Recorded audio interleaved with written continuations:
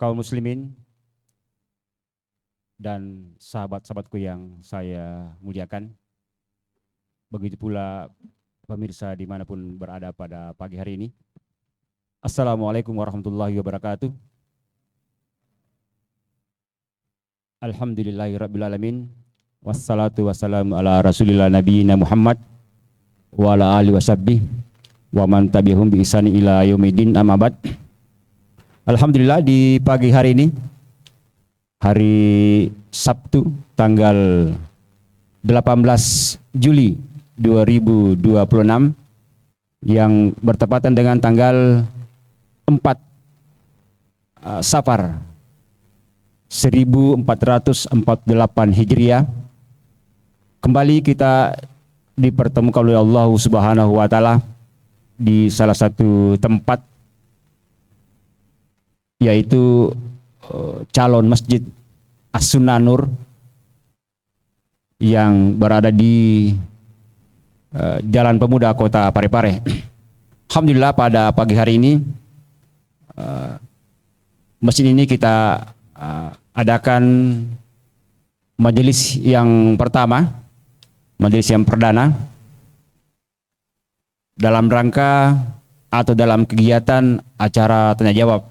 Acara ini yang sudah kita selalu nantikan setiap pekan ketiga di setiap bulannya. Alhamdulillah, di pagi hari ini guru kita sekaligus sahabat kita, Al-Ustadz Abu Yusuf Ubaid Bima Hafizahullah Ta'ala sudah ada bersama dengan kita untuk memberikan jawaban-jawaban kepada kita semua dalam acara ini yang dikemas Tanya Ayub. Untuk itu kepada para peserta, para jamaah, diharapkan keaktifannya untuk bertanya. Begitu pula bagi yang online bisa mengirim pertanyaannya ke nomor 082 292 393 494. Alhamdulillah, cuaca sangat supporting untuk kita tanya jawab pada pagi hari ini. Semoga kita diberikan kemudahan dalam acara tanya jawab kita pada pagi hari ini. Baik, sebelum saya kasih kesempatan kepada kawan-kawan untuk bertanya, terlebih dahulu kita sapa dulu guru kita. Gimana kabar kita pagi hari ini, Ustaz? Alhamdulillah, Pak Kamal. Alhamdulillah. Baik, kalau begitu kita mulai membacakan terlebih dahulu pertanyaan yang masuk.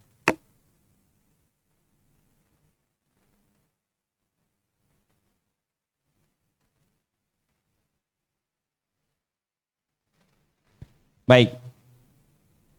Belakangan ini ada ungkapan bila sedang terjadi keadaan yang menurutnya agak susah, entah dalam keadaan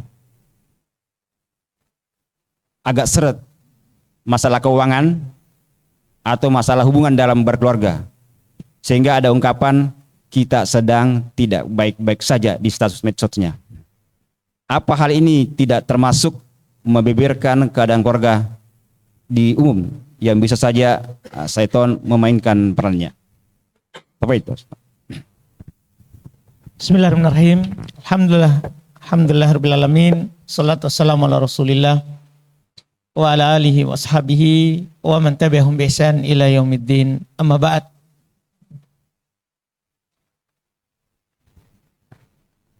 Pertama, seorang yang tadi disebutkan mengalami masalah rumah tangganya, kemudian menulis status di media sosial, kami sedang tidak baik-baik saja, atau kalimat yang mensyaratkan adanya konflik, bisa juga banyak hal itu, atau adanya kesusahan dalam rumah tangganya. Kalau masalah sekarang ini masalah yang kadang orang anggap biasa ya. Padahal ini adalah masalah yang seharusnya tidak sampai keluar. Kalau kita punya masalah rumah tangga, itu tidak sampai keluar. Karena hanya ada dua orang yang di luar sana yang melihat kita. Satu senang dengan musibah yang menimpa. Satunya ikut bahagia. Ikut susah dengan kesusahan yang menimpa. Dengan kesusahan yang menimpa.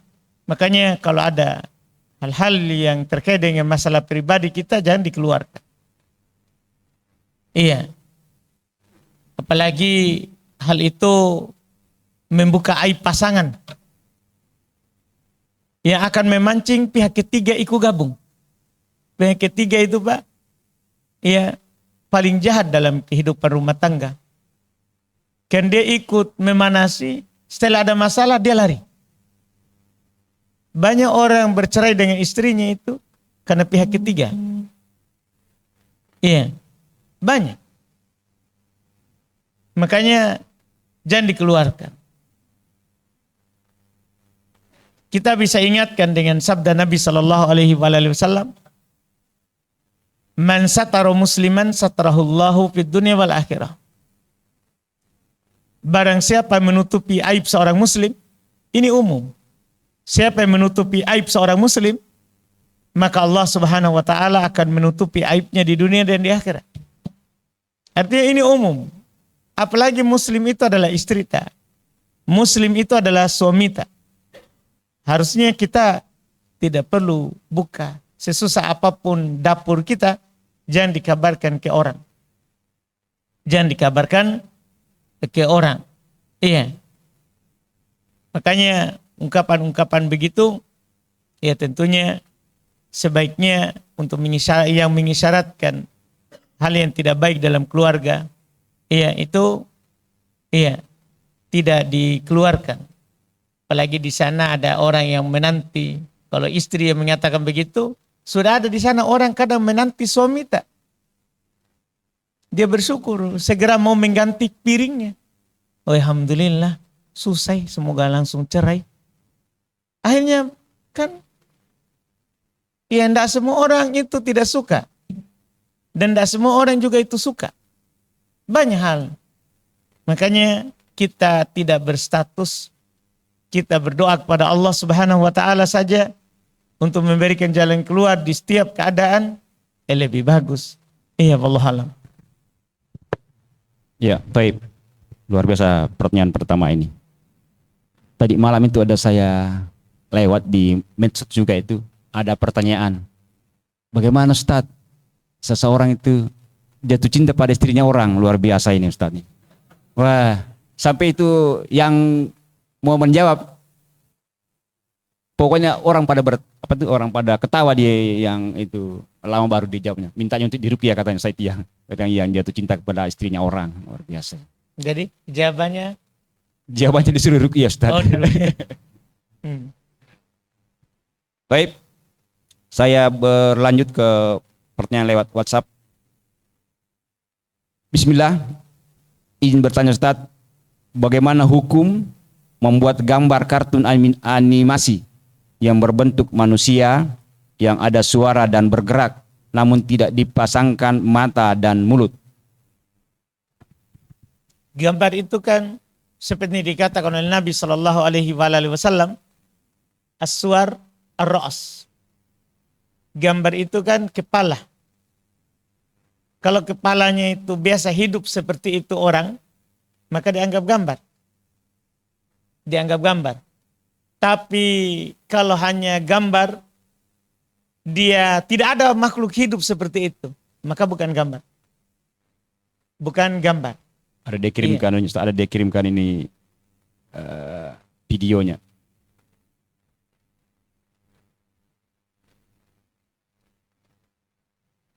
Nah itu Ustaz. Tidak ada orang hidup begini. Iya. Tidak ada orang hidup begitu. Tidak ada matanya, tidak ada mulutnya. Iya, tidak ada orang hidup. Jadi itu tidak dikatakan makhluk hidup. Wallahu alam. Ya, mudah-mudahan yang mengirimkan pertanyaan ini mendengarkannya dengan baik. Baik, saya serahkan kepada hadirin yang hadir dulu supaya lebih semangat.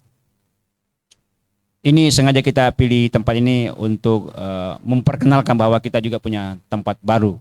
Jadi supaya kalau ada kajian selanjutnya tidak sesat lagi, langsung menuju ke TKP. Ya, ya silakan Pak, kasih dulu mic-nya.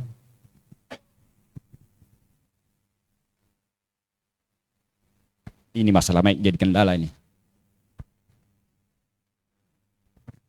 Bismillah, jazakallah khair. Pertanyaan saya terkait dengan manisnya iman itu. Sering kita mendengarkan kajian-kajian tentang manisnya iman. Jadi apakah manisnya iman itu kayak kita minum semacam gula, langsung gulanya terasa hilang, sudah hilang juga? Atau begitu juga sebaliknya dari pahitnya iman itu? Bagaimana indikatornya Ustaz? Orang-orang yang merasakan manisnya iman itu dalam kehidupan kesehariannya. Jazakallah. Baik, Masya Allah. Iya. Jadi apakah seperti gula ya, manisnya? Iya. Karena kalau gula katanya Pak Muhayyan habis lewat mulut selesai ya. Artinya tidak ada lagi gitu Pak ya. Wah, agak rumit juga itu ya. Kalau dibilang diperumpamakan dengan gula. Iya. Yang jelas kita pertama ada hadits riwayat Imam Al-Bukhari dan Imam Muslim. Nabi Shallallahu Alaihi Wasallam bersabda. Dari sini nanti kita bisa tahu itu Pak. Salasun man kunna fihi wajada halawatal iman. Ada 3 perkara, barang siapa yang memilikinya, dia akan merasakan manisnya iman. Kalau ada 3 ini, dia akan merasakan manisnya iman. Dan tentunya nanti gambarannya Pak, tidak seperti gula. Apa itu? Yang pertama, ayyakun Allahu wa rasulahu ahabba ilaihi mimma siwahuma. 1. Allah dan Rasulnya lebih dia cintai daripada selainnya. Ini bukan seperti gula yang kita sudah habis rasanya, selesai. Tidak. Dalam setiap keadaan Pak Muhayyan, Allah dan Rasulnya lebih dia dahulukan daripada yang lain. Misalnya Pak Muhayyan mau pergi sholat, tapi istrinya butuh dia. Mana kita dahulukan? Yang mana Pak yang kita dahulukan? Pergi sholat atau yang membutuhkan tadi? Pak Muhayyan. Hah? Kan begitu. Ya, itu masalah tak. Berarti indikatornya kita enggak. Umar begitu. Datang kepada Rasulullah. Ya Rasulullah, anta ahabbu ilayya min kulli syai illa min nafsi. Wahai Rasulullah, kamu adalah orang yang paling saya cintai daripada segala sesuatu, kecuali atas diriku. Berarti ada nanti Nabi suruh, kalau bertentangan dengan dirinya, belum. Apa kata Nabi Pak? La ya Umar, hatta akuna ahabba ilaik min nafsik. Tidak wahai Umar, sampai kamu jadikan saya ini lebih kamu cintai daripada dirimu bahkan. Jadi kalau masih pilih ke diri atau istri tak, belum indikatornya Pak. Ini kan pertama. Ini nomor 1 ini Pak. Orang mendapatkan manisnya iman itu adalah 1. Nomor 1. Ayyakunallahu wa rasuluhu ahabba ilaihi mimma siwahuma. Allah dan Rasulnya lebih dia cintai daripada selain keduanya. Artinya ada ketaatan kepada Allah. Ada makhluk. Kita dahulukan Allah dan Rasulnya. Itu indikator keimanan. Yang pertama. Iya. Dan ini berulang Pak Muhayyan. Tidak seperti gula. Dan ini tidak seperti gula juga Pak Muhayyan. Karena gula kadang membahayakan. Kalau ini tidak ada bahayanya. Kalau gula berlebihan, penyakit gula lagi. Kalau ini tidak ada penyakit tak. Kalau kita dahulukan. Iya. Sama dengan istri tadi. Kalau kita dahulukan, bisa encok. Nah, iya. Tapi kalau ini tidak. Baik saja. Ini yang pertama. Jadi hasilnya jadinya seperti itu. Yang kedua, wa yuhibba. Ini baru tadi, Pak. Ini baru kita ke teman, istri. Wa yuhibbal mar'a la yuhibbuhu illa lillah. Ciri keimanan yang kedua, orang yang mendapatkan manisnya iman, dia mencintai seseorang semata-mata karena Allah. Dia suka istrinya karena taat. Begitu. Iya. Bukan karena sekedar cantik. Karena kalau hilang nanti cantiknya selesai.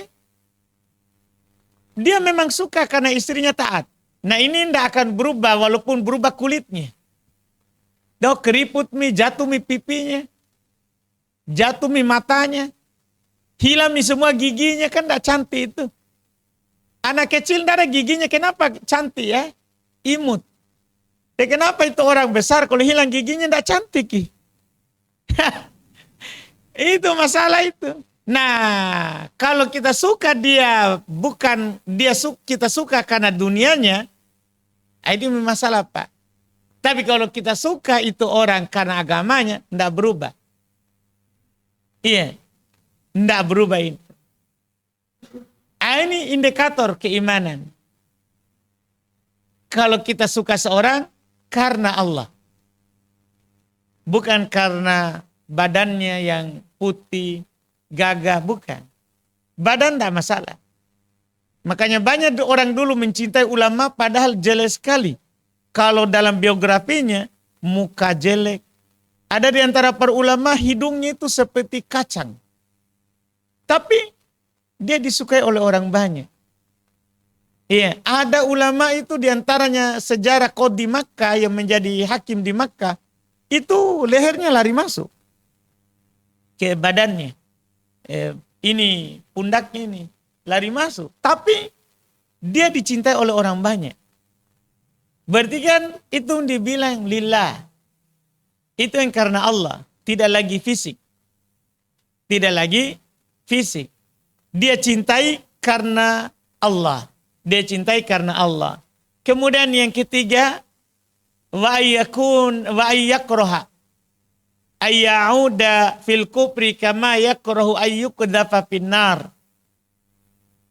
Dia tidak suka untuk kembali ke kekafiran sebagaimana dia tidak suka untuk dilemparkan ke api. Artinya seperti kita ini, sudah kita kenal sunnah begini. Sudah kita berjenggot. Kita tidak suka cukur jenggot. Begitu. Kita tidak suka lagi kembali mundur. Itu indikator bahwa keimanan kita adalah sudah mendapatkan manisnya iman. Tapi kalau kita taklim ini, kajian, jenggotnya sepekan panjang, sepekan pendek. Kecuali memang ada udur yang syar'i. Iya, ada udurnya yang syar'i. Kita misalnya ini celana sudah kita putuskan untuk di atas mata kaki. Di atas mata kaki. Tak ada orang lihat, kita kasih turun-turun lagi sedikit. Iya, ini masalah. Berarti itu masalah belum kita mendapatkan manisnya iman. Karena orang mendapatkan manisnya iman itu tidak peduli orang mau bilang apa. Mau kau bilang banjir, mau kau bilang kambing, yang penting saya tetap keturunan manusia. Iya. Seperti Nabi kita, orang-orang mencelanya. Kata Nabi, mereka mencela saya tetap Muhammad. Mau dia cela bagaimanapun dibilang tukang syair, penyihir, gila. Nabi bilang, saya tetap Muhammad, tidak berubah. Itulah orang beriman, Pak. Iya, tidak takut celaan orang, iya, tidak sombong dengan pujiannya orang. Begitu, Pak. Ini di antara tiga, ini satu hadis. Karena pertanyaan Pak Muhayyan ini, iya, kita butuh jawaban yang sangat luas. Iya, satu judul dauro ini Pak. Karena kan, tapi saya sampaikan saja itu hadits. Dan dalam hadits itu tiga hal yang disampaikan. Wallahualam. Baik, itu tadi Pak Ustaz, jawaban terkait dengan manisnya iman. Semoga dengan manis iman juga manisnya kopi, susu, dan teh. Gimana? Amin. Manis nggak? Manis. Alhamdulillah, manis kopinya Ustaz. Begini Ustaz, karena ini euforia sekarang tentang Piala Dunia. Pernah saya berdekatan dengan seseorang, orang Islam itu, dia mengatakan saya mau doakan nih saya punya kesebelasan favorit ini, karena di dalamnya ada beberapa orang Muslim katanya. Apakah pernyataan ini bisa dianggap benar Ustaz untuk kemenangan kesebelasannya? Karena katanya ada beberapa orang Islam di dalam. Yang bagaimana hal ini Ustaz? Wallahualam itu. Iya. Karena itu kan kadang menjadi alasan. Iya, menjadi alasan. Dan hal-hal yang seperti itu kita tidak usah masukkan Islam. Iya. Permainan bola itu kan mubah. Selama tidak membuat kita meninggalkan yang wajib atau melakukan yang haram. Iya, main bola misalnya sebelum subuh, datang nonton, sholat subuh ndak ikut, itu kan jadi haram. Main bola tidak ada yang mengharamkan, mubah. Dia bisa haram karena wasilah.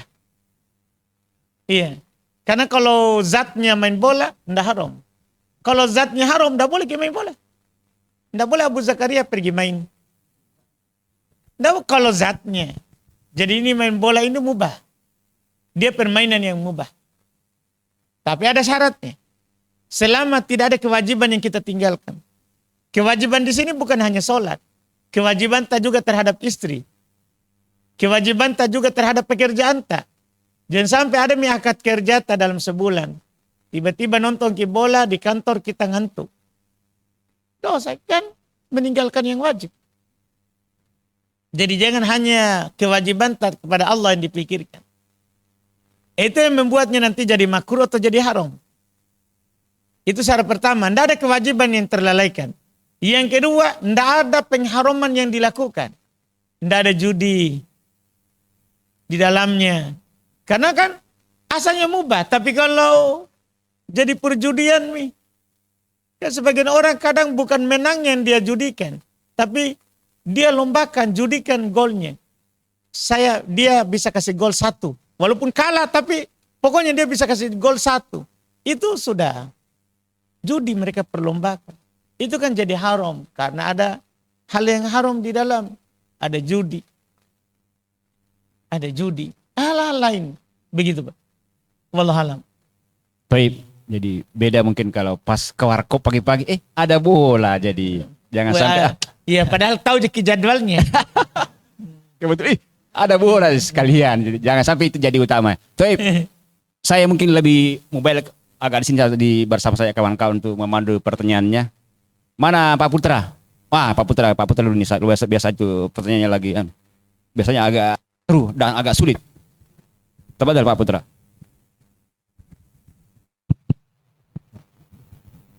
Bismillahirrahmanirrahim. Assalamualaikum warahmatullahi wabarakatuh. Waalaikumsalam warahmatullahi wabarakatuh. Saya ingin tanyakan tentang masalah nama-nama Allah, Asmaul Husna itu. Karena di dalam Asmaul Husna itu sudah tercakup semua nama-nama Allah itu, Ar-Rahman, Ar-Rahim dan sebagainya. Tapi nama yang paling populer satu itu tidak dicakupkan atau tidak dicantumkan, yaitu nama Tuhan. Nama Tuhan itu nama siapa itu sebenarnya Ustaz?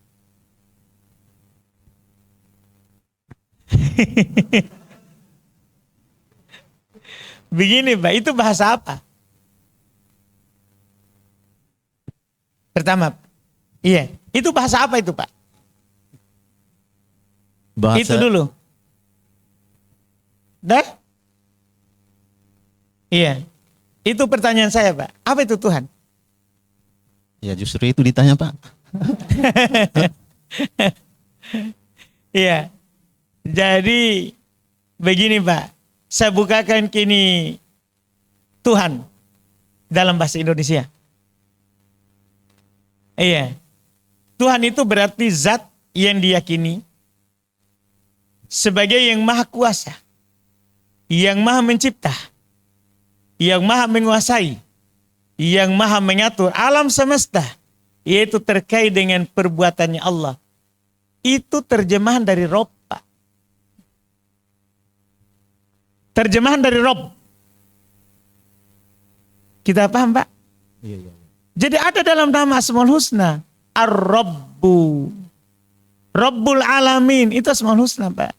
Rob itu penguasa, pengatur, pencipta, pemberi rezeki, yang menghidupkan, yang mematikan, itu dibilang Rob, Pak. Itulah Tuhan terjemahan Indo, Pak. Jadi kita tidak dapat itu kata Tuhan karena Asmaul Husna berbahasa Arab. Jadi wajar Bapak tidak dapat. Mau buka Quran, tidak ada kata Tuhan, Pak. Tapi coba mau baca terjemahannya. Ada itu. Karena dalam bahasa Indonesia kita, dalam bahasa Indonesia, Tuhan itu itulah. Coba saya bukakan lagi KBBI. Mau Pak atau tidak? Sebenarnya Bapak tahu itu. Iya, Bapak orang banyak membaca. Tapi kan, nggak tahu apa yang Bapak maksudkan tuh. Ini saya bukakan ke kamus besar. Karena saya juga ini penulis Pak, jadi selalu ada kamus besar di HP. Dan jangan sampai saya salah bahasakan. Ini saya punya di sini di HP kamus besar bahasa Indonesia. Tuhan itu sesuatu yang diyakini, dipuja, disembah oleh manusia sebagai yang maha kuasa, maha perkasa, maha esa. Itu disebut Tuhan dalam bahasa Indonesia. Sesuatu yang dianggap Tuhan, itulah yang dimaksud. Ini terjemahan Rob, Pak. Terjemahan Rob. Jadi dalam Asmaul Husna masuk di dalamnya kata Rob. Mungkin dipahami, Pak? Iya, tapi ada pertanyaan itu dari agama lain, misalnya orang Hindu itu. Baik. Itu Ini kan, Bapak, banyak bacaannya. Dia bukan hanya baca Islam, Hindu juga dia tahu. kebetulan ditanyakan Pak Ustaz. Siap, gas Pak. Kemudian dia bilang, Tuhan kalian kan Allah, dia bilang. Kemudian Tuhan saya itu bukan itu. Siapa Tuhannya dia? Tapi dia bilang, siapa Tuhan kamu? Tuhan saya itu yang besar itu, yang disembah itu, yang seperti patung itu, apa segala macam itu. Mereka bilang, itu dibalik itu semua, dibalik, jangan kau lihat sisi fisiknya di situ. Tapi kau lihat di baliknya itu ada sesuatu itulah Tuhannya. Tanya Ki, apa di baliknya? Itu Tuhannya katanya. Nah, itu masalahnya. Jadi Tuhan itu Pak tidak digambarkan dengan patung. Nabi kita menghancurkan patung. Iya. Tuhan itu Pak enggak digambarkan dengan patung karena tidak ada yang semisal dengannya. Laisa kamitslihi syai' wa huwas samiul basir, kata Allah. Tidak ada sesuatu apapun yang semisal dengannya. Jadi tidak bisa kita gambarkan itu Tuhan itu patung. Karena tidak ada yang semisal dengannya. Tidak bisa kita gambarkan. Tidak bisa. Bahkan tidak boleh kita membagaimanakan. Beriman terhadapnya wajib. Lam yakun lahu kufuwan ahad. Tidak ada sesuatu apapun yang serupa dengannya. Hal ta'alamu lahu samiyya. Tidak ada yang sama dengannya. Jadi kalau Tuhanku bilang, tidak bisa diserupakan dengan patung seperti itu. Karena tidak ada sama dengannya. Kalau mereka pakai patung monyet, berarti Tuhannya monyet. Tuhanku bukan monyet. Kan begitu Pak? Iya. Dan itu patung perbuatan kalian. Nah Tuhanku tidak dicipta. Dia yang mencipta. Dia yang mencipta. Begitu Pak. Tidak dicipta. Kita tidak menyembah yang kita cipta. Tapi kita menyembah yang menciptakan kita. Itu mereka menyembah yang dia cipta sendiri. Kan begitu, Pak?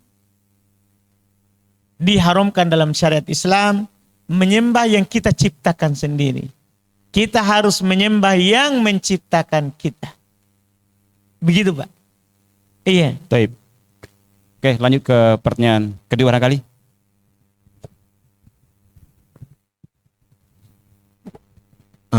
Ini yang masalah sholat apa ya? Sholat safarnya, Ustaz. Ini sholat safar ini kan saya dengar juga sama Ustaz lain ini, tapi masih ragu-ragu kayaknya. Ini kan ada. Kenapa kita tidak tanya ke itu Ustaz? Supaya jelas. Nah, ini masalah atas sama Ustaz lain bawa ke saya. Ini Bapak. Nah, jadi kalau ada begitu Pak toh, kalau ada yang tidak jelas sama Ustaz itu, kejar ki. Kalau sudah dia tutup majelis sebentar datangi. Supaya jelas masalah atas sama itu Ustaz. Ya enggak Pak? Atau bilang cuma kisah aja.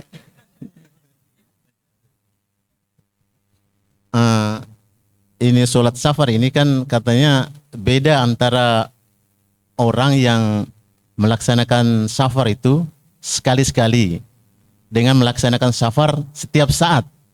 Katakanlah setiap saat itu pedagang dari Makassar, kemudian setiap saat dia pergi ke daerah seperti ke Parepare, dari Makassar ke Parepare menjual sarung misalnya setiap hari. Kemudian yang satunya cuman sekali-sekali saja dia datang ke Parepare.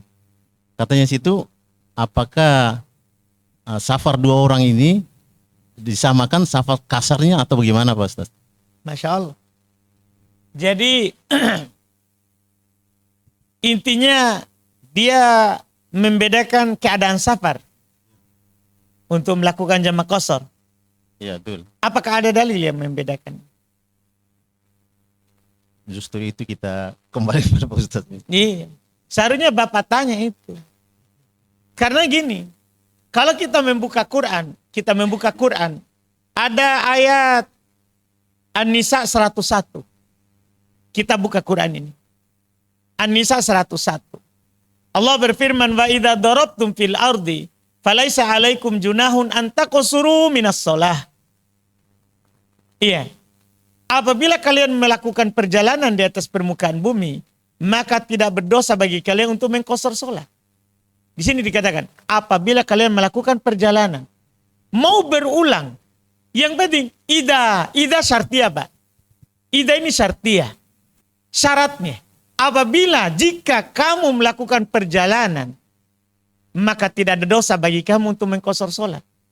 Illa qasar safar. Sebab kita adanya qasar, safar. Kapan ada safar, ada qasar. Tidak ada safar, tidak ada qasar. Allah bilang, tidak ada dibilang di situ. Merinci. Kalau kamu qasarmu safarmu sering, tidak ada dosa. Nah, kalau safarmu jarang, ada dosa. Tidak ada begitu. Ini mutlak. Dari mana dalilnya itu qaid? Iya. Dari mana dalilnya? Bahkan di ayat yang lain disebutkan adalah jamak qasar itu kalau ada rasa takut. Pada Umar bertanya kepada Rasulullah, ya Rasulullah sudah tidak ada rasa takut, kita sholat sempurna saja. Iya kan? Sholat sempurna saja. Apa kata Nabi kepadanya? Shadaqatun. Itu adalah sedekah. Tasaddaqallahu biha faqbalu sadaqatahu. Itu adalah sedekah. Pemberian yang Allah Subhanahu wa taala berikan kepada kalian. Terima. Terima ki. Setiap kamu safar, terima ki itu sedekah. Kapan lagi kita berterima sedekah dari Allah? Kapan lagi? Kan begitu. Di sini tidak ada dibilang itu kalau sering, kalau jarang. Yang jelas Pak, ada hadits Ibnu Umar. Iya. Hadits Bukhari Muslim. Beliau berkata, sahibtu Rasulullah SAW. fakana la yazidu fi safari ala rakaatain. Saya selalu menemani Rasulullah dalam safar, maka adalah beliau tidak pernah menambah lebih dari 2 rakaat. Selalu temani. Bahkan dalam riwayat yang lain beliau berkata, saya telah bersama Rasulullah dalam safar, bersama Abu Bakar, bersama Umar, bersama Uthman. Mereka tidak pernah menambah di atas 2 rakaat. Dan mereka tidak pernah Jumatan. Mau sering atau jarang, tidak ada rincian. Ya kita ambil begitu. Kalau tidak ada dalil rincian, jangan pernah merinci. Iya. Begitu. Biar kita sebagai pedagang, Abu Dayat setiap hari Kamis pergi ke Polman misalnya. Gitu Abu Dayat ya. Hampir 10 tahun lebih Ustaz. Bayangkan Mbak, itu tuh saksi bisu. Gitu ya. Saksi hidup ya. Oh bukan bisu ya. Iya, salah saya itu Abu Dayat. Kalau Abu Dayat Ustaz, bahkan jaraknya tidak bisa disapar juga beliau itu. Oh, bahaya. Bahaya beliau itu. Ustaz. Iya, jadi Abu Dayat itu kan selalu 10 tahun nih. Setiap pekan. Jadi jamak kosor kita terus. Nasami. Karena memang Allah begitu bilang. Kalau safar jamak kok. Jamak kosor. Iya. Mau masalah apapun. Iya kan biasa kita juga masalah tadi daurah ya. Daurah kan selalu masalah apa ya? Apa masalahnya? Selalu itu diributkan. Diributkan. Kenapa kau jamak kosor nak kau di masjid? Daurah. Enggak. Kenapa kita halangi orang jamak kosor? Jamak kosor ki. Cuma salahnya adalah kalau kita dalam masjid. Ikut ki lagi sholat nanti. Sholat sunnah. Kan pernah terjadi di masa Nabi. Nabi sholat ki. Ada orang 2 orang duduk. Nabi panggil. Kenapa anda sholat? Kami sudah sholat. Kata Nabi. Kalau kalian di masjid. Ikut sholat. Bagi kalian sunnah. Bagi kami wajib. Supaya tidak enak pandangan. Seharusnya kasih tahu begitu ikhwah. Jangan bilang. Jangan ki jamak kosor. Apa safar jamak kosor? Safar jamak kosor. Cuman kita lanjutkan ki. Bagi yang sudah jamak kosor dan nanti berada di masjid. Ikuti sholat. Bagi sholat tadi sunnah. Supaya tidak enak pandangan orang. Nah apa ini Pak Jenggo. Duduk cerita kita sholat.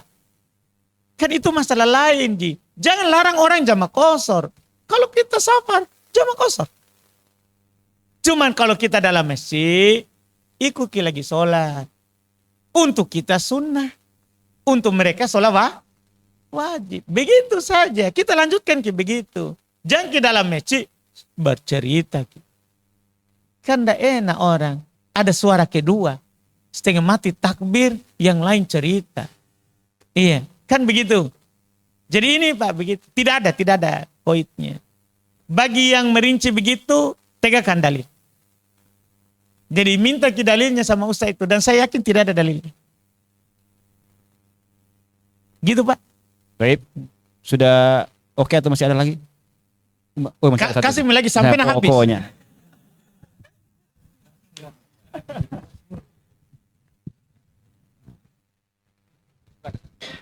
Tak kalah bertanya Pak Ustaz. Ini masalah ayat Al-Quran ini Ustaz. Yang apa ya, ayat yang kedua itu Jalikal Kitab. Di Al-Fatihah Al-Baqarah. Ya, Jalikal Kitab. Jalikal Kitab itu kan itu kitab. Sementara kitab itu sudah ada di depan kita. Kenapa tidak dikatakan ini kitab? Masya Allah. Allahumma barik. Mentong kita ini Pak. Itu pertanyaan itu luar biasa. Iya. Kita tahu pertanyaan itu apa? Itu bukan lagi bahasa dasar. Itu sudah membicarakan keindahan Quran. Itu namanya ilmu balago yang kita tanyakan itu. Kita tidak sadar mungkin. Iya. Ilmu balago. Ilmu balago itu keindahan mukjizat Quran. Jadi ringkasan jawabannya. Iya. Ringkasan jawabannya. Itu menunjuk kata dekat dengan yang jauh. Ini kan dalika apa? Untuk jauh. Untuk jauh itu. Ditunjuk pakai kata jauh. Pada Quran kan ada di hadapan tak. Kenapa? Kedudukannya, Pak. Kedudukan Quran itu agung, tinggi. Jadi ditunjuk pakai kata jauh. Bukan karena jauh dari kita. Dekat, tapi ini agung ini yang kamu punya ini. Ini li ta'zim, Pak. Pengagungan terhadap Quran. Jadi ditunjuk yang pakai yang jauh. Itu kalau pengagungan, Pak. Sama kita, Pak, toh, berbicara ke depan sendiri gini. Kami yang mewakili keluarga. Kenapa kita bilang kami? Nah sendiri Jeki. Penghormatan. Bah kita yang berbicara ini orang terhormat. Itu di Quran juga. Bukan kita samakan Allah dengan kita. Quran pakai kata kami. Nahnu khalaqnakum. Kami yang menciptakan kalian. Apakah banyak? Tidak. Kami di situ maknanya ta'zim. Pengagungan dari yang menciptakan kita. Allah. Itu Quran tadi, Pak, begitu. Jadi jangan pahami karena Quran jauh padahal Adam di tangan. Nggak.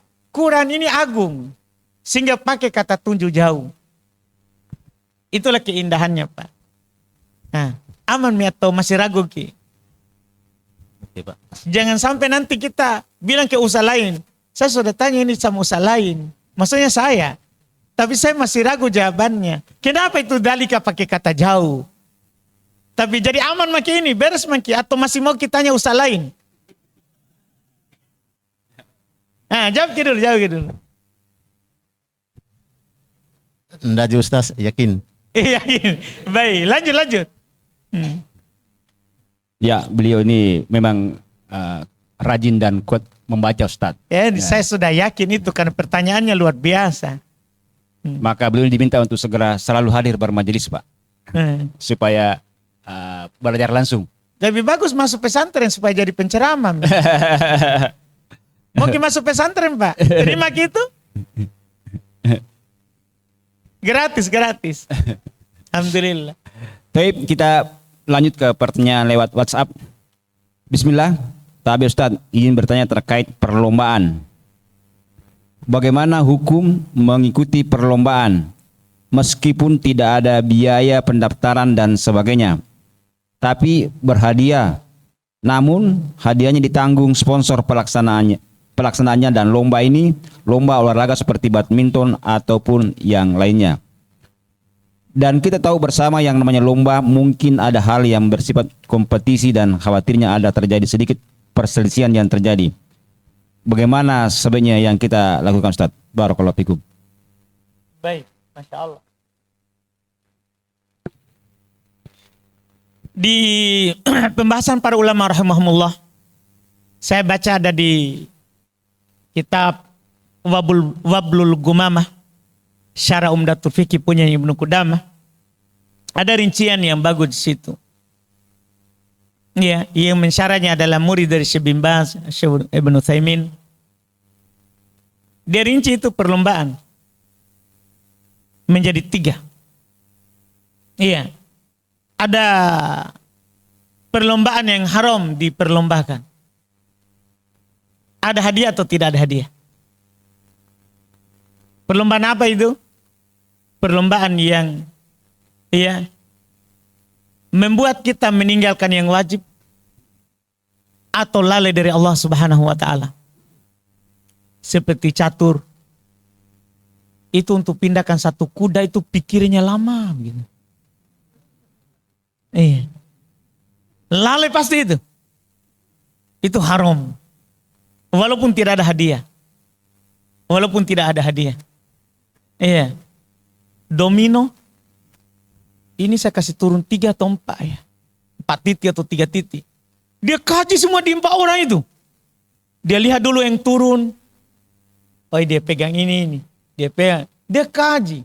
Haram lalai ini. Walaupun tidak ada hadiah. Iya. Haram. Perlombaan yang melalaikan dari Allah. Yang kedua. Ada perlombaan mubah. Boleh.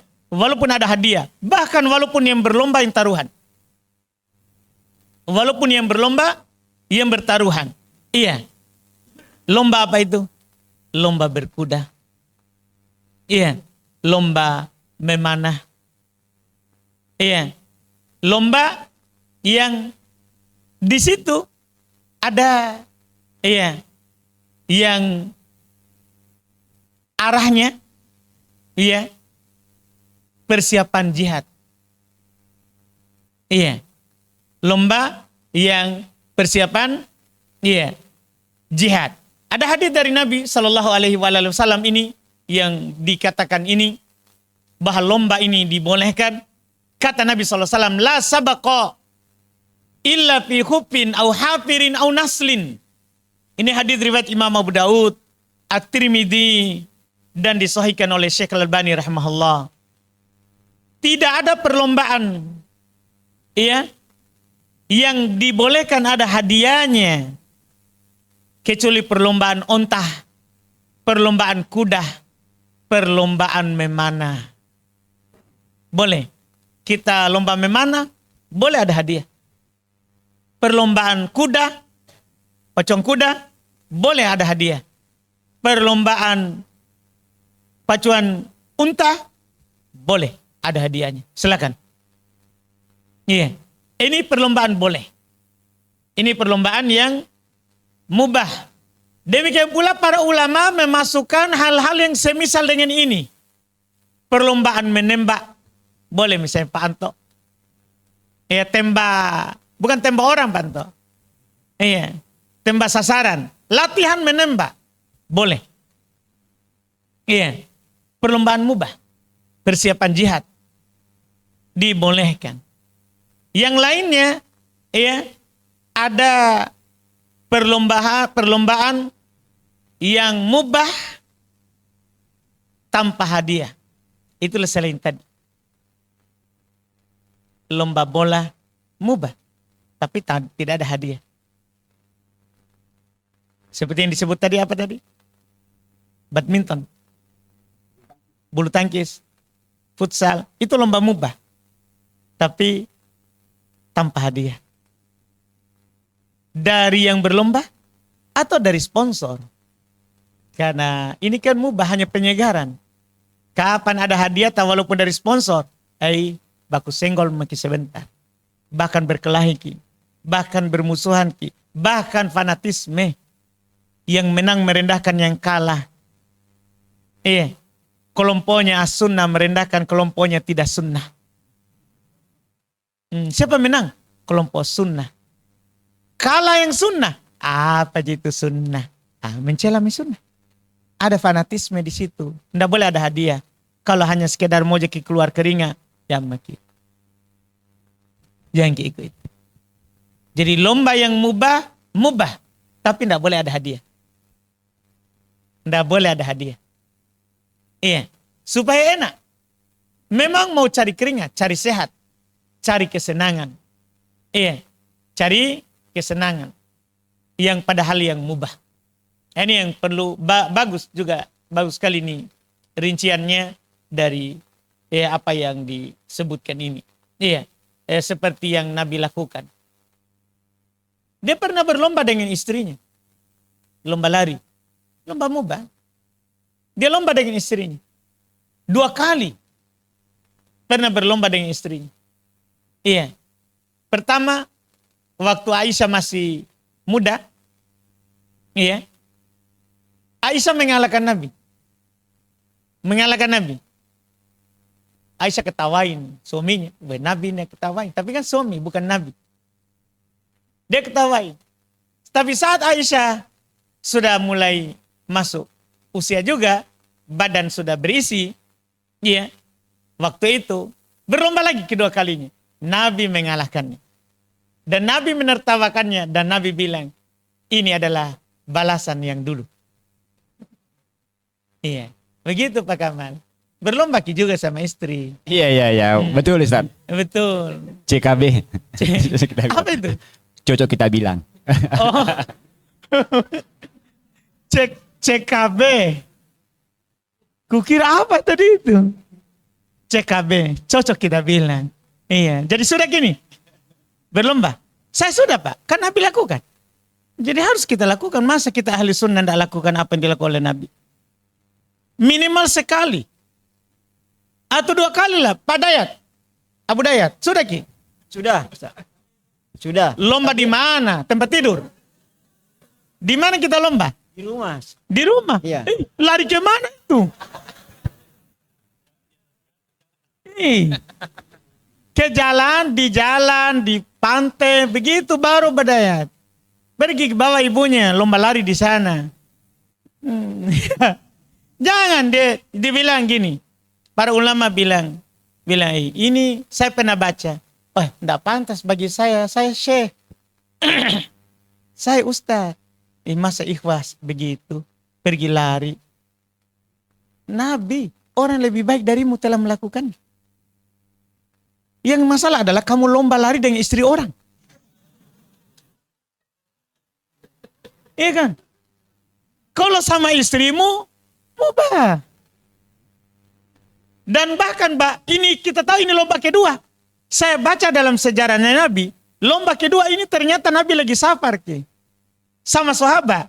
Beliau bilang, kalian ke depan. Akhirnya beliau lomba sama istrinya di belakangnya para sahabat. Bayangin. Lagi rame-rame.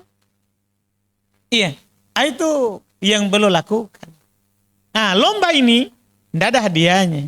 Cuma saling ketawain. Yang kalah diketawain. Yang menang menertawakan. Kan indah itu Abu Dayat. Masya Allah.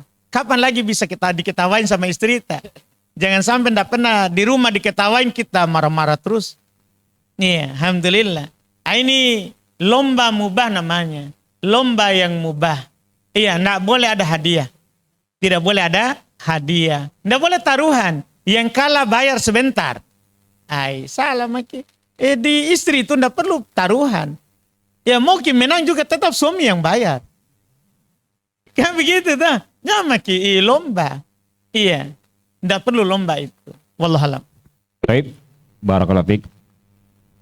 Kepada hadirin yang mau bertanya, siapa lagi yang bertanya? Saya belum kasih budaya sebentar dulu Dayat.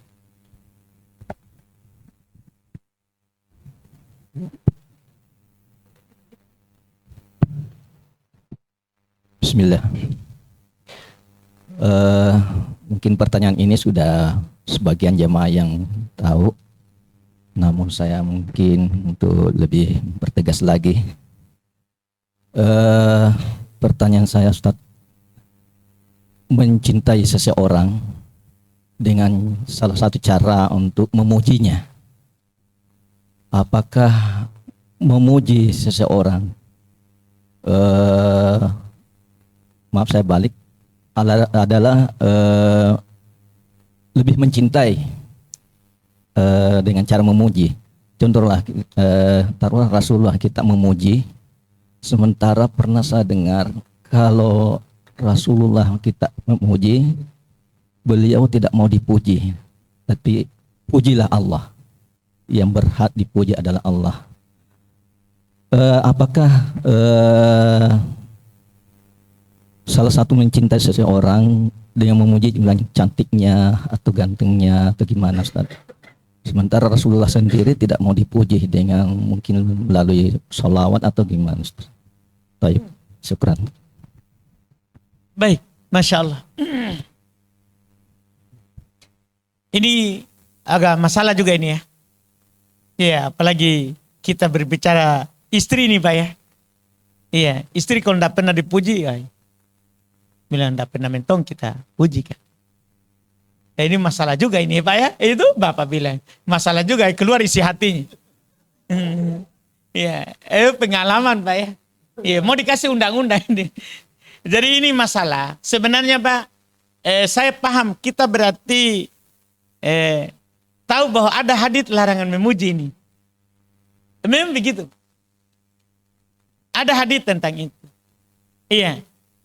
Nabi memberikan peringatan keras sebenarnya terhadap pujian orang yang memuji.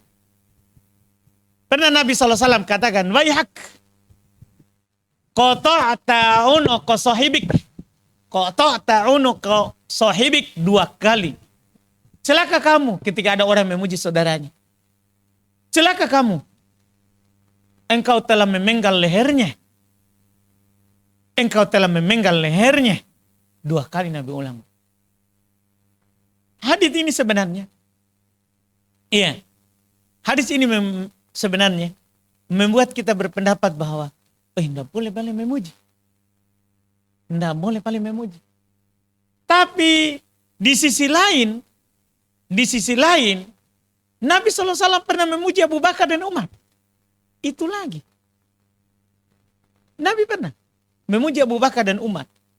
Bahkan beliau pernah katakan Umar ini masih hidup, Abu Bakar masih hidup. Nabi katakan kepada para sahabat, iqtadu billadaini min ba'di Abi Bakar wa Umar. Dalam hadis riwayat Tirmidzi, ikutilah 2 orang ini setelah aku meninggal, yaitu Abu Bakar dan Umar. Ini kan pujian. Itu bentuk pujian. Iya. Dari Nabi Shallallahu Alaihi Wasallam. Gimana ini? Ini nanti yang membuat kita, iya, bimbang. Iya. Apa sebenarnya dalam masalah ini? Para ulama menjelaskan ini hadis terlihat bertentangan. Satu Nabi sendiri memuji, satu Nabi larang memuji. Karena Nabi salahkan yang memuji itu. Gimana ini hadis? Kata para ulama, kita kompromikan. Gimana cara kompromikan? Ternyata yang dilarang oleh Nabi itu yang berlebihan. Yang tidak ada padanya. Yang kita istilahkan penjilat. Penjilat. Pokoknya disebut semua. Ini bapak ini yang punya 1 pare-pare. Apa? Nah orang dia cuma punya 1 tanah di rumahnya. Tapi dia bilang, dia puji begitu. Berlebihan. Ini yang dilarang. Kalau yang dipuji oleh Nabi tadi itu sesuai dengan kenyataan. Boleh yang tidak berlebihan. Begitu Pak. Kalau memang istri tak cantik, memang dia cantik sih. Tanpa berlebihan. Tidak buah-buaki. Memang cantik gitu. Kita bilang, Masya Allah. Tapi tambahkan Masya Allah. Karena kalau tidak kena ain juga itu istri tak. Jadi penyakit ain itu bukan hanya dari orang lain. Di surah Al-Kahfi itu Pak. Orang masuk kebunnya itu. Kebunnya sendiri. Tapi dia bilang, dan dia tidak bilang Masya Allah. Hancur kebunnya. Jadi tidak harus itu ain dari orang lain. Kita juga, kita bercermin. Ya, Pak Muhayyan. Wih gagah juga saya ya. Gagah juga saya. Tanpa bilang, Masya Allah saya gagah juga ya. Tanpa Masya Allah. Bisa kena ain. Ain itu tidak harus dari orang lain. Bisa dari kita juga. Dari kita juga. Jadi kalau ada pada istri kita bilang Masya Allah. Iya, cantik. Tidak apa-apa. Jadi jangan berlebihan. Jangan berlebihan. Ini yang dilarang. Itu komprominya. Itu adalah komprominya. Dan kalau kita mau lepas dari hal itu semua, sebenarnya setelah memuji itu kita ada ucapan yang dianjurkan. Seperti yang Nabi SAW katakan. Ketika kita memuji seorang, dan itu biasa kita dengar di para ulama, dia puji ulama yang ada di situ. Ada ucapan yang dia lanjutkan. Yaitu, ahsibu fulanan wallahu hasibuhu wala uzakki alallahi ahada. Ini bagus. Ini hadits riwayat Bukhari Muslim. Kalau kita memang harus memuji seorang, kita katakan, saya menyangka si fulan demikian dan Allah yang mengetahui hakikatnya. Kita hanya sangkaan. Menurut sangkaan saya si fulan sangat bagus. Dan hanya Allah yang mengetahui hakikatnya. Dan saya tidak mensucikan seorang pun di hadapan Allah. Boleh kita lanjut. Biasa kita dengar ulama seperti itu. Para masyayikh kalau datang berkunjung ke pondok seorang syekh, selalu dia puji itu Syekh Hudar, pemilik pondok. Cuman selalu dia tambahkan kalimat seperti yang Nabi tambahkan. Saya menyangkanya seperti itu, hanya Allah yang tahu hakikat dia. Karena kan kadang kita lihat ini saya pakai jubah terus, pakai songkok, pakai apa. Ya kita kira tidak pernah melakukan dosa. Kalau tidak melakukan dosa pasti saya di bawah tanam ini. Karena kalau kita tidak berdosa berarti mati. Kata Nabi, "Lau lam tutnibu la dhahaballahu bikum." Kalau kalian tidak jatuh dalam dosa pasti kalian akan hilang. Karena tidak ada yang tidak bisa melakukan dosa. Semua kita ini. Bahkan ada di antara kita dosa itu terus yang dilakukan. Berulang. Iya. Cuman Allah Subhanahu wa ta'ala menutupi kita. Makanya kata para ulama salaf, seandainya dosa punya bau, tidak ada orang mau duduk sama kita. Seandainya punya bau. Tapi alhamdulillah, rahmatnya Allah, keutamaan dari Allah, ini dosa tidak punya bau. Makanya jangan memujinya berlebihan. Kalau kita memujinya, saya ahsibuhu kadzalik, wallahu hasibuhu. Saya menyangkanya seperti itu. Dan hanya Allah yang tahu hakikatnya. Wala uzaki alallahi ahada. Saya tidak bisa mensucikan seorang atas Allah Subhanahu wa ta'ala sedikit. Begitu Pak. Kalau kita memuji, begitu. Kita ikutkan itu. Wallahualam. Itu kompromi dari hadits yang ada. Wallahualam.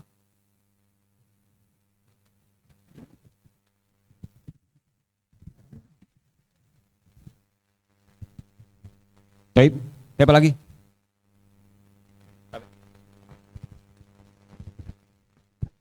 Bismillah. Saya mau tanya Ustaz, saya pernah mendengar salah satu banyaknya perselisihan disebabkan karena tidak memperhatikan saf-saf sholatnya. Bagaimana? Saya pernah mendengar Ustaz bilang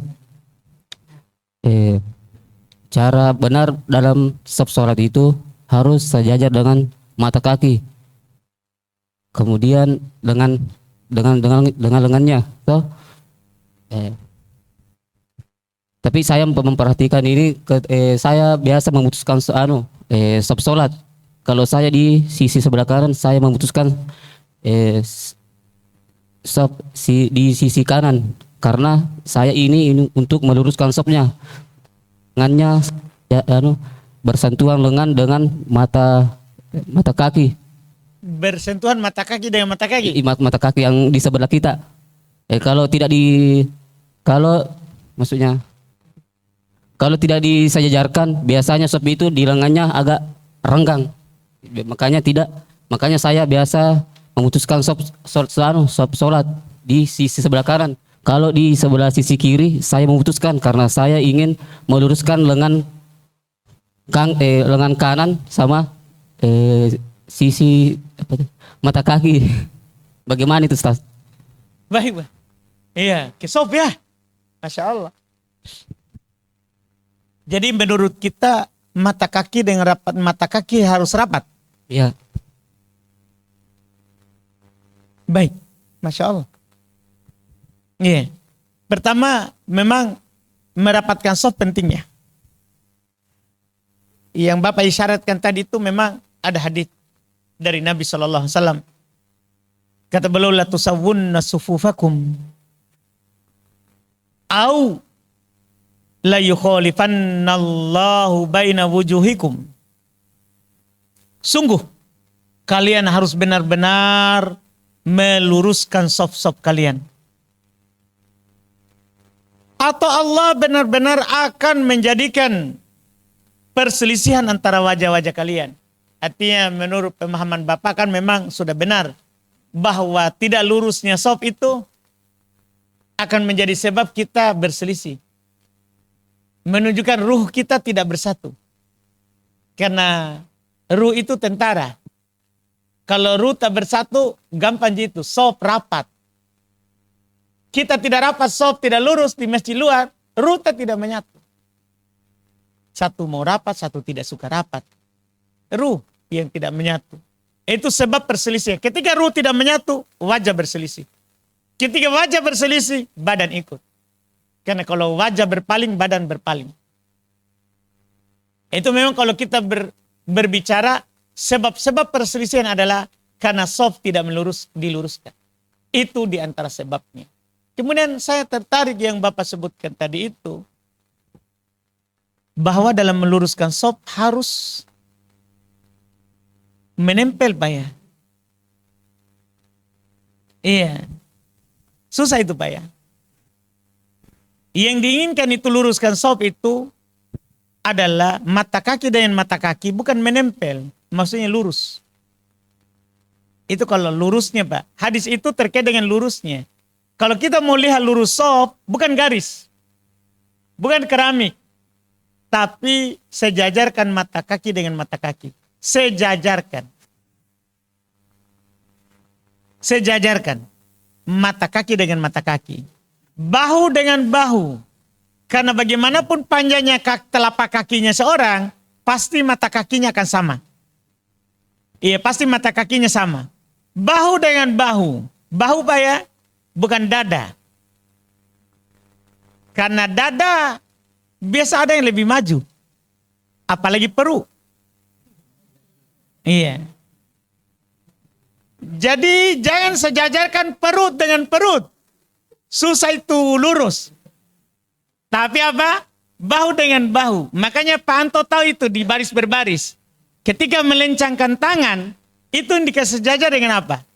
Bahu. Tidak mungkin perut. Tidak mungkin. Karena tidak mungkin lurus kalau kita berbicara perut. Itu masalah lurusnya Pak. Bukan harus rapat. Hadis tentang rapat lain lagi. Hadis tentang rapat. Kalau rapatnya itu adalah hadis lain. Syuddul kholal. Tutup celah. Itu Pak. Kan tidak semua orang itu bisa rapat tumitnya dengan kita. Tapi tidak bercelah bisa. Artinya merapatkan kaki itu bisa. Cuman rapat mata kaki ketemu mata kaki. Tidak semua orang bisa Pak. Berat tak? Apalagi ada orang kakinya bengkok dong. Jadi harus gitu. Kasih lurus. Susah tuh. Susah Pak. Jadi itu mata kaki bukan rapatnya. Itu bahu bukan rapatnya. Tapi apa? Ukuran lurus itu bahu dengan bahu. Mata kaki dengan mata kaki. Kemudian dalam bersop itu masalah sejajarnya. Dalam bersop sunnah lurus, sunnah rapat. Sunnah rapat. Rapatnya syuddul kholal. Tutup celah. La tad'u furujatin lisyaitan. Jangan biarkan celah untuk setan. Kan kalau ada celah, ada lagi tempat berdiri setan. Nabi bisikan maki sebelah. Bayangkan maki. Tiba-tiba kita pikir sebelah karena tidak rapat. Ngapa ini bapak? Kenapa tidak lurus? Setan tak itu bicara. Kita ikuti. Iya. Kita kasih rapat, tuh kasih jalan juga. Kaki kita. Nah apa ini Pak Jenggo nak kasih rapat-rapat. Setannya kan ada celah. Coba dari awal nak tutup. Khusyuk sholat. Ya, tidak ada tempatnya untuk setan. Iya, gimana khusyuk kalau sop renggang. Setan berdiri di antara itu. Jadi kalau mau khusyuk, kasih rapat. Supaya tidak ada celah untuk setan. Rapatnya apa? Bisa rapat bahu dengan bahu. Bisa rapat kaki dengan kaki. Ada kan orang Pak, kalau dia kasih sempit sesuai badannya dengan kakinya, weh kayak mau jatuh kasihan. Ke depan atau ke belakang. Kan ada orang kuda-kudanya macam-macam. Itu. Iya, ada orang. Iya, dia badannya besar, kakinya kasih sempit sekali. Kan setengah mati. Yang penting rapat bahu. Jangan maki kejar kakinya. Tuh begitu. Jangan maki yang penting lurus. Ada juga orang kasihan, badannya besar tapi membutuhkan kuda-kuda yang agak lebar sedikit. Sudah, enggak apa-apa. Rapatkan saja dengan kakinya, enggak usah bahunya. Kalau menurut kita tadi itu harus kaki dan bahu. Pak, setengah mati ki.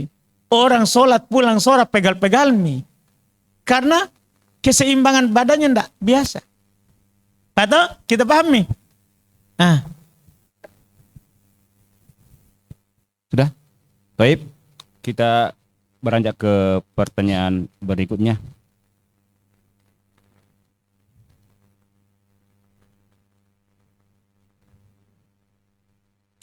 Saya bacakan pertanyaan Mas Ustadz.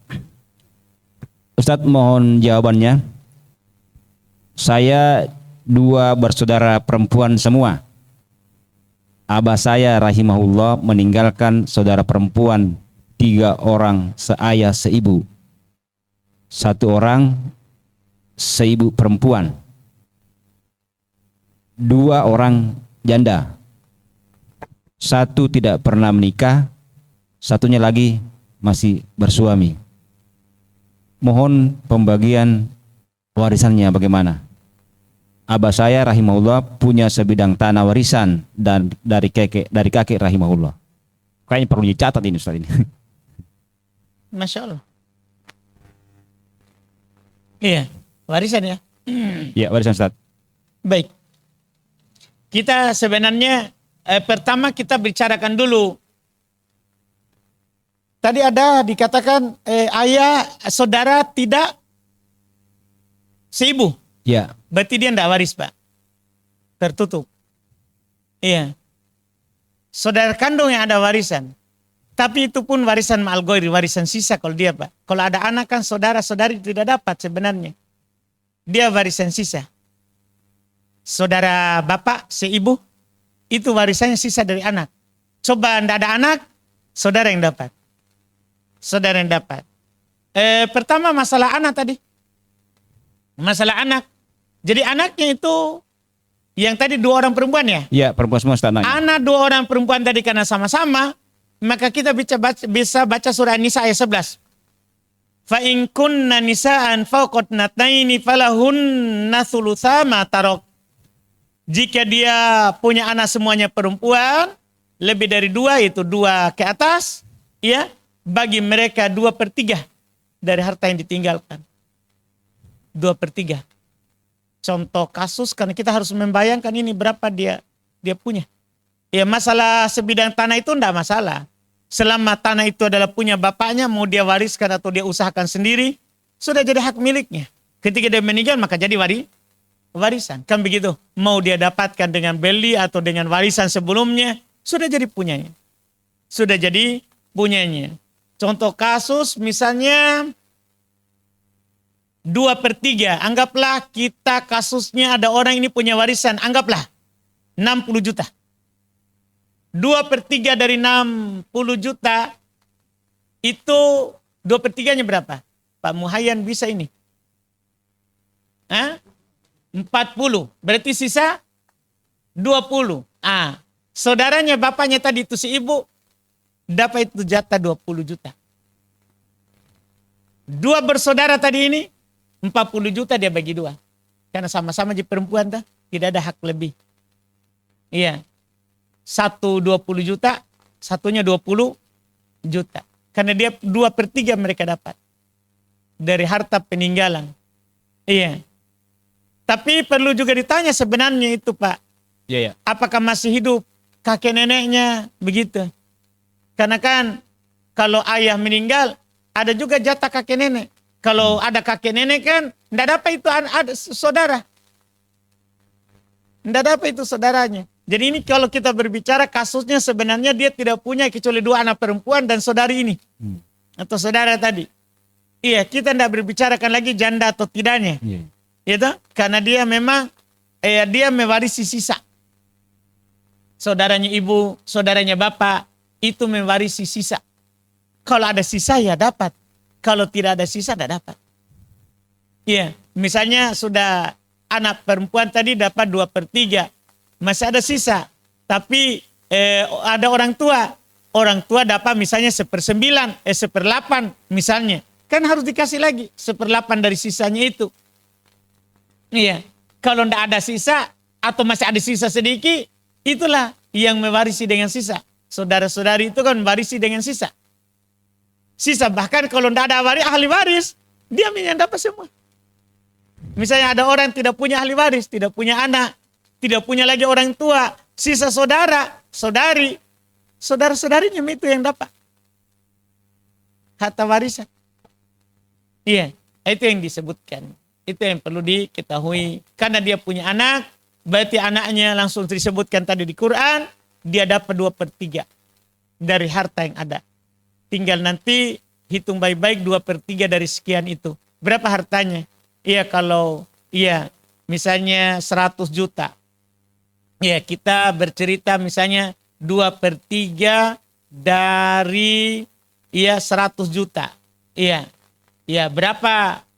Itu nanti 2/3-nya. Siapa yang bisa hitung? Dari 100 juta. 2/3 dari 100 juta. Nah, berarti 67 juta ya 2/3-nya. Iya 60, iya betul. Sini kalau dihitungannya 66, sekian lah. Iya. Berarti anggaplah 67. 2/3. 2/3 itu kan pasti sisa 1/3. Kalau kita sudah ambil 2/3-nya, sisanya adalah 1/3. Ya, 1/3-nya adalah, karena tadi adalah 6 sekian, berarti kan sisa 30 sekian. Kan begitu juga. Nah, 30 sekian inilah sisanya untuk yang mewarisi sisa. Ini kalau ada anak. Kalau tidak ada anak, mereka semua dapat. Saudaranya atau saudarinya. Adapun tidak seibu, tertutup Pak. Tidak dapat dia. Iya, tidak dapat dia. Kecuali diwasiatkan. Wallahualam.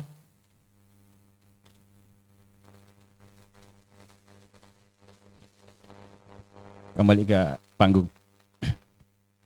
Baik, masih buka satu pertanyaan lagi. Ya, saya bacakan saja pertanyaan yang masuk ya, karena mic-nya saya sudah pegangin.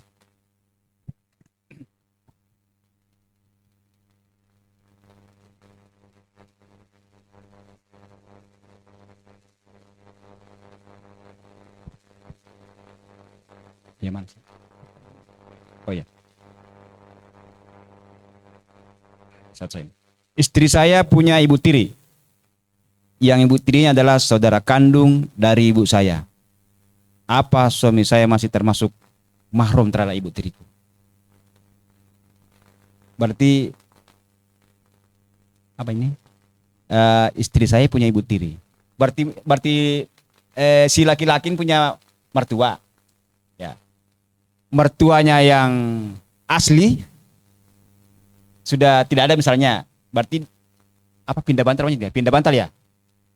Jadi dia menikah lagi dengan saudara tadi, mertua laki-laki menikah dengan saudara istrinya yang sudah meninggal misalnya. Nah, apakah Ulang, ibu tirinya siapa ini? Ulang dulu. Ibu tirinya perempuan, menantunya. Gimana sih ceritanya ini? Saya ulang baca dulu saat ini. Istri saya punya ibu tiri. Ibu tirinya adalah tantenya sendiri. Berarti si laki-laki yang bertanya si laki-laki ini istrinya apa? Mama tirinya, istrinya itu adalah kakak kandung dari mamanya sendiri. Nah, apakah si laki-laki itu masih mahramnya itu? Rumitnya ini ya. Jadi dia punya ibu tiri. Ibu tiri adalah tantenya sendiri Ustaz. Jamin dulu tante, jamin dulu. Ya. Ini istrinya punya ibu tiri. Iya.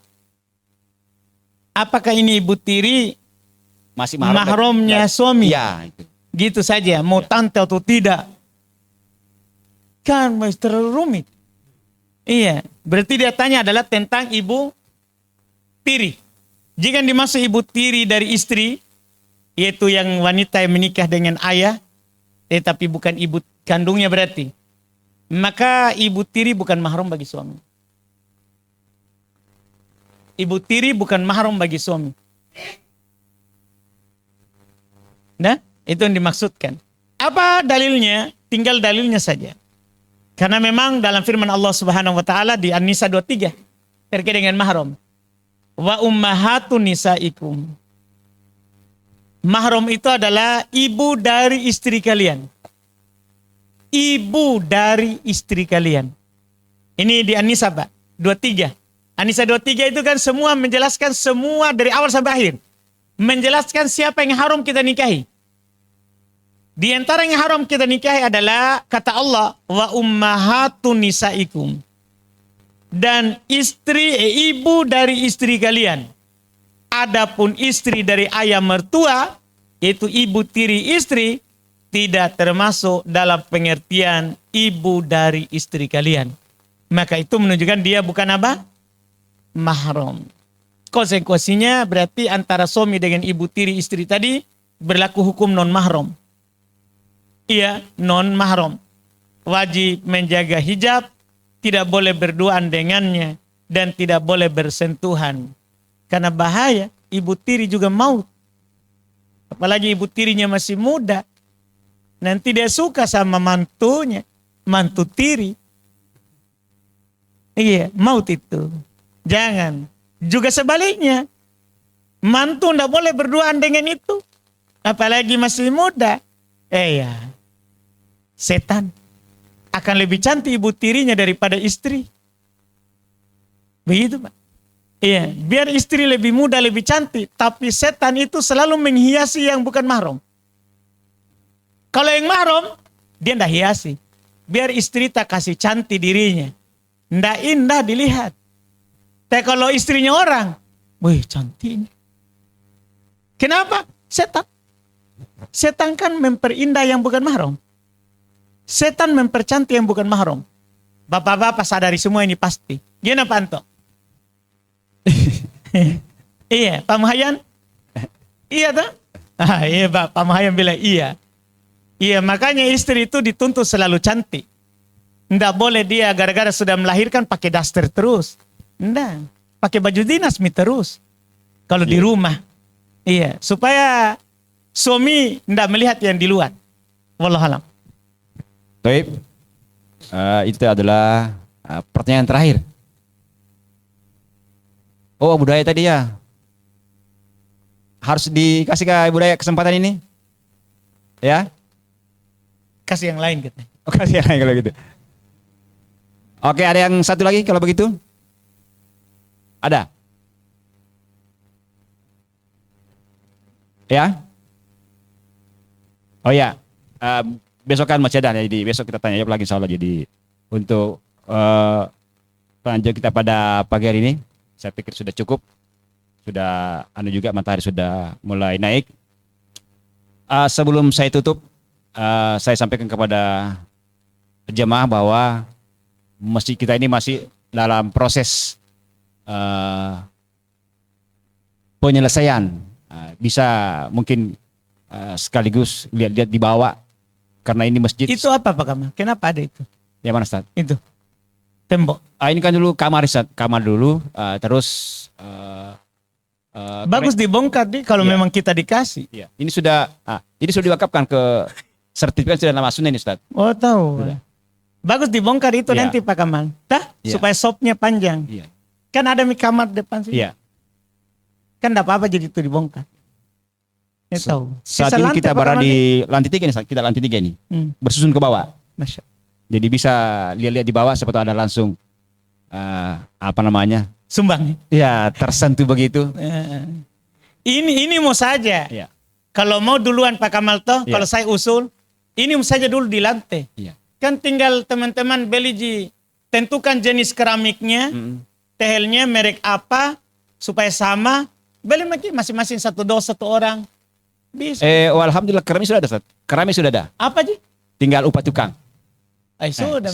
insya Allah. Upah tukang berapa sepekan Pak Kamal? Kalau per dosnya itu 90.000. Ini kan dos apa ya? Kan berapa dos? Saat ini 300 tersedia, 300 dos. Berarti 27 juta. Kalau kita mau itu Pak Kamal cepat itu. Bagi per dos misalnya sama teman yang mampu. Siapa sih yang tidak bisa 90.000? Iya. Dah? Saya sedos berarti. Masya Allah. 90.000 saudara. Saja satu Masa dos kita kalau mau begitu. bayar uang parkir 2.000. Nah itu jadi tai Ji. Itu jadi tai kita bayar. Nah ini kita jadi apa? Satu dos itu 1 meter 12, 1 meter. Persegi ya? Enggak, bukan. 120. 60, enggak Pak. Satu dos itu kan Pak tehel. Pak keramik, satunya itu 60. Tidak, kita berbicara ukuran toh. Itu kan satu dos itu 6. 4 isinya. 4 isinya. Satunya itu 60. Coba maki kali 60 kali 4. 24. Berapa? 120 Pak. 1 meter lebih berarti ada orang sholat di keramiknya itu adalah 2 orang. Bayangkan Maki. Ada orang duduk di situ, anggaplah duduk rapat begini. Oh, bisa 4 orang. Orang duduk di majelis, berapa tercatat pahala ta? Ayo Mi. Siapa yang bangun masjid satu sarang burung saja, maka akan dibangunkan rumah untuknya di surga. Jangan makin banyak-banyak. Kita ini kalau tanggung saja satu dos ongkos tukang 90.000. Dah sebentar saya transfer berarti di. Iya. 90.000 saudara. Apalagi kalau genapkan 100.000. Ayo mulai biar supaya kita ndak begini duduk. Berapa dos kita? Saya satu. Saya juga satu. Berarti dua. 2 dos. Nah, Tolong dicatat. ringan sekali je ini. Iya ringan sekali je ini kalau dibilang satu dos satu tukang. Satu dos 90.000. 90.000. Insya Allah. Biar ini ada yang tanggung 5 dos ini. 500.000 itu kan berarti. Ya. Bisa ini. Bismillah. Jangan ditunda-tunda supaya usahakan bulan depan kerami mi. Iya. Kalau ada mi tahu keraminya. Ada, Ustaz. Iya, jangan kita berbicara bahwa lantai bawah, lantai atas. Yang ini mau dulu mesti. Dah? Kan kalau jadi ini mesti yang lain jadi. Iya, alhamdulillah tak? Insya Allah. Begitu saja. Ya. Yang mau silakan, nanti ada Abu Pai sudah siap untuk mencatat. Alhamdulillah. Ya. Jazakumullah khairan. Iya, bantu, Ustaz. Baik, saya pikir pertemuan kita pada pagi hari ini berakhir pada tahun tadi. Silakan untuk berhubungan dengan Abu Faik ada di sana mencatat. Baik, saya mewakili teman-teman mengucapkan jazakumullah kepada tim Ayub atas partisipasinya di acara kebaikan kita pada pagi hari ini, juga kepada para kawan-kawan yang hadir. Kalau ada hal-hal yang kurang berkenan mohon dimaafkan. Saya tutup. Subhanakallah bihamdik. Asyhadu an la ilaha illa anta astaghfiruka wa atubu ilaik. Assalamualaikum warahmatullahi wabarakatuh.